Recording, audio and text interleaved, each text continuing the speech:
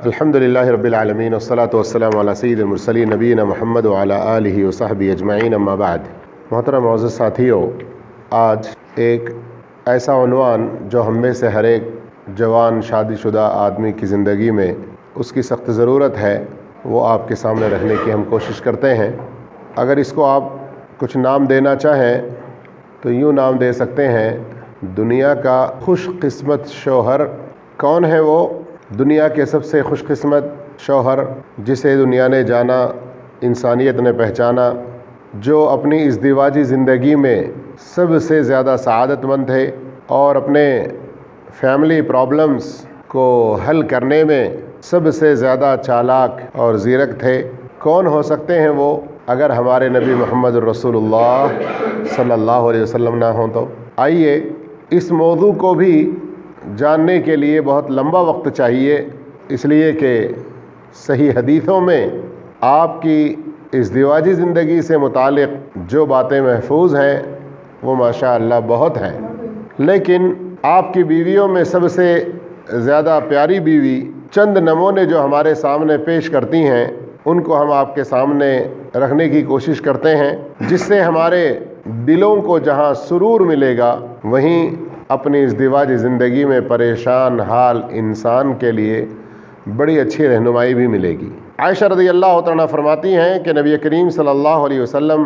سب سے پہلے جب گھر میں داخل ہوتے تو مسواک کرتے ہوئے داخل ہوتے۔ اہل علم نے اس کی یہ حکمت بیان کی کہ اپنے گھر والوں میں جب آپ پہنچیں تو آپ کے گھر والے آپ کا استقبال اس حالت میں کریں کہ آپ سے خوشبو پھوٹ رہی ہو، آپ کے منہ سے بھی کوئی بدبو نہ آ رہی ہو۔ اب اللہ ہی رحم کرے ہمارے بعض شوہروں پر جو خوشبو کا اہتمام نہیں کرتے، اور اس سے ان کے گھر والے بھی نفرت کرتے ہوں گے، اور اس کی وجہ سے بھی دلوں میں ایک طرح سے دوری پیدا ہوتی ہے۔ جس طرح سے مرد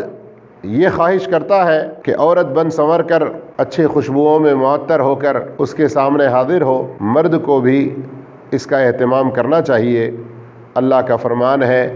وَلَهُنَّ مِثْلُ الَّذِي عَلَيْهِنَّ بِالْمَعْرُوفِ، جس طرح عورتوں کے حقوق مردوں پر ہیں، مردوں کے حقوق عورتوں پر ہیں۔ نبی کریم صلی اللہ علیہ وسلم اپنے گھر میں اپنے کچھ کام کر لینے میں بھی کوئی غلط محسوس نہ کرتے۔ عائشہ رضی اللہ عنہا سے سوال ہوا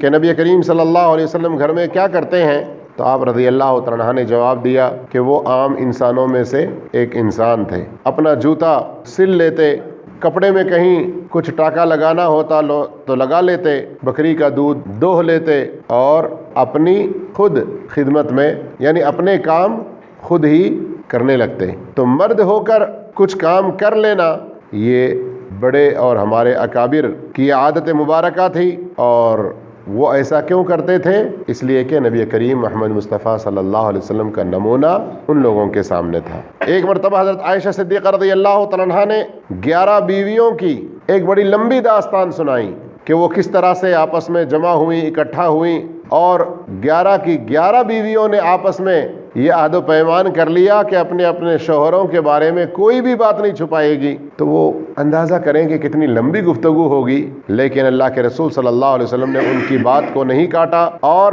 باہر کے کاموں سے اتنا تنگ ہو کر آیا ہوں، اب تم آنے کے بعد گھر میں سٹوری شروع کر دیے ہو، سیریل شروع کر دیے ہو کر کے اکتاہٹ محسوس کر کے کوئی بوجھل پن بھی ظاہر ہونے نہیں دیے، بلکہ ان کی پوری گفتگو ختم ہونے تک خاموشی کے ساتھ غور سے سنتے رہے، جبکہ آپ جانتے ہیں کہ اللہ کے رسول صلی اللہ علیہ وسلم کتنے مشغول ترین انسان ہیں۔ تو اپنی بیوی سے سننے کا یہ ایک ایسا فن ہے جس کے ذریعے آپس میں محبت بڑھتی ہے، اور یہ دلیل ہے اس بات کی کہ وہ مرد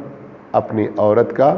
کچھ اہتمام کرتا ہے، اس کو بھی کچھ مقام دیتا ہے۔ بلکہ نبی کریم صلی اللہ علیہ وسلم اپنے بیوی سے بھی محبت کرتے ہیں، اس بات کو بیان کرنے میں کوئی ہچکچاہٹ بھی محسوس نہ کرتے۔ ایک موقع پر عمر بن عاص رضی اللہ عنہ نے سوال کیا، اے اللہ کے رسول صلی اللہ علیہ وسلم، لوگوں میں سب سے زیادہ پیارے آپ کے نزدیک کون ہیں؟ تو آپ صلی اللہ علیہ وسلم نے جواب دیا، عائشہ رضی اللہ عنہا۔ اب اللہ ہی رحم کرے ہمارے بعض شوہروں کی حالت پر کہ اپنی بیوی سے محبت کا اظہار کرنے میں بھی پتہ نہیں کیا سمجھتے ہیں کہ وہ اس چیز کو دبا کے رکھ لیتے ہیں، بلکہ بعض تو ایسی غلط فہمی میں پڑے ہوئے ہیں جو سمجھتے ہیں کہ اپنی بیوی سے بھی اگر ہم اپنی محبت کا اظہار کرتے ہیں تو یہ ہمارے مردانے پن کے خلاف ہے، جبکہ یہ بات غلط ہے۔ دنیا کے سب سے خوش نصیب شوہر نے یہ اظہار کیا، بلکہ دوسروں کے سامنے بھی بیان کیا اس بات کو۔ ہاں، جہاں اللہ کے رسول صلی اللہ علیہ وسلم سب سے زیادہ اپنی بیوی سے محبت کرنے والے لوگوں میں، وہیں ان سے اگر کوئی غلطی ہو جائے تو ٹوکنے میں یا ان کی اصلاح کرنے میں یہ محبت رکاوٹ بھی نہ بنے۔ عائشہ رضی اللہ عنہ خود فرماتی ہیں کہ ایک مرتبہ ان سے یہ چوک ہو گئی کہ انہوں نے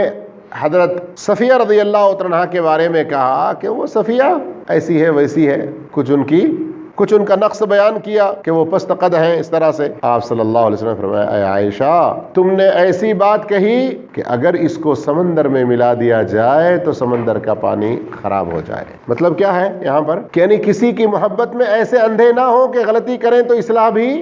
نہ کریں، ایسا بھی نہیں ہونا چاہیے۔ نبی کریم صلی اللہ علیہ وسلم اپنی بیویوں کے ساتھ محبت بھرا سلوک کس حد تک کیا کرتے تھے؟ عائشہ رضی اللہ عنہ اپنی ماہواری میں ہوتیں اور پیالے سے برتن سے پانی پیتیں تو آپ صلی اللہ علیہ وسلم اس پیالے کو لیتے، جس جگہ انہوں نے منہ رکھ کر پانی پیا ہے اسی جگہ منہ رکھ کر آپ صلی اللہ علیہ وسلم پیتے، اور آپ صلی اللہ علیہ وسلم ان کی گود میں سر رکھ کر لیٹ جاتے جبکہ وہ حالتیں حید میں ہوتیں، اور پھر قرآن کی تلاوت بھی کیا کرتی۔ کہاں ہیں وہ مرد جو اپنی بیوی کو ماہواری کی حالت میں پاتے ہیں تو بستر تو کیا، بعض لوگ تو گھر ہی چھوڑ کر چلے جاتے ہیں کہ اب اس سے کام ہی نہیں تو رہ کر فائدہ ہی کیا ہے۔ اور یہاں دنیا کے سب سے بہتر انسان کا نمونہ دیکھیں کہ وہ کس طرح سے سلوک کر رہے ہیں۔ آپ صلی اللہ علیہ وسلم اس قدر محبت کا اظہار کرتے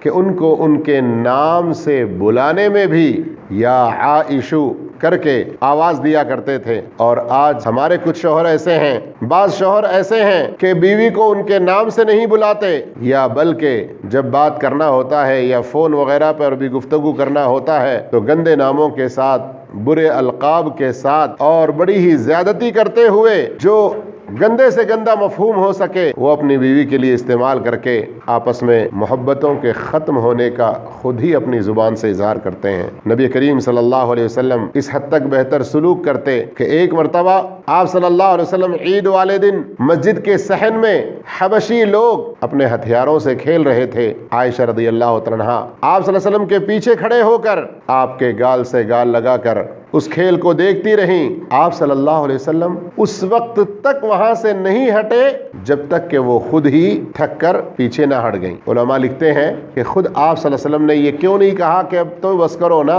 ایسا نہیں کہا آپ صلی اللہ علیہ وسلم نے۔ کیوں کہ آپس میں جو ایک پیار و محبت کے ساتھ ایک چیز میں لگے ہیں کہیں انہیں کسی طرح کا خلل نہ ہو جائے۔ لیکن اس سے کوئی فلمیں دیکھنے، سیریل وغیرہ دیکھنے اور گندے کاموں کے لیے دلیل نہ لے، اس بات کے لیے دلیل نہیں ہے۔ آپ صلی اللہ علیہ وسلم اپنی ازواج مطہرات، ان کے احساسات اور ان کے جذبات کا بھی اس حد تک خیال رکھتے، وہ کس وقت میں کس حالت میں خوش ہیں اور کب کب ناراض ہیں،